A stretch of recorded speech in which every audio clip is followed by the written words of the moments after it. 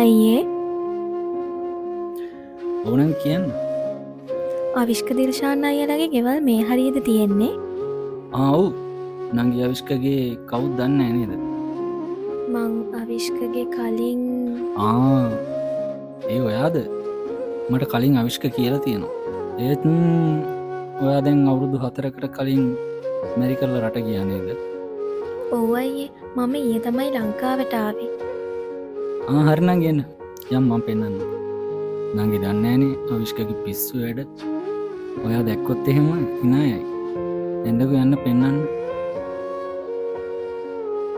මේ තියෙන අවිෂ්කලයා ගෙදර. මේ තියෙන අවිෂ්කගේ කාමරේ. පේනවනේ? විත්ති ගන්න දෙයක් නෑ. හැමතැනම ඔයාගේ නම ලියලා. පිස්සු යකෙක්. එතකොට අවිෂ්ක අවිෂ්ක අවිෂ්ක අයියෝ අමතක වුණානේ. අවිෂ්ක ගෙදර නෑ. එන්නකෝ යන්න.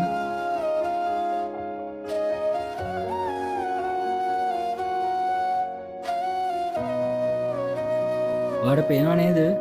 අර අතන තියෙන පොඩි පුවක් ගහ. අන්න එතන තමයි අවිෂ්ක ඉන්නේ. ඒත් එතන සෝනක් නේ තියෙන්නේ. ඔව්. එතන තමයි අවිෂ්ක ඉන්නේ. අපි මෙතන ඉන්නම්. ඔයා ගිහින් කතා කරලා එන්න.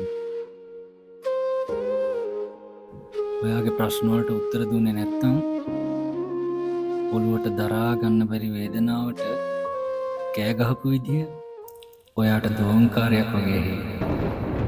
තරහ වෙන්න බෑ ඔබේ ඔය සෙනෙහේ තව දැනෙනවා.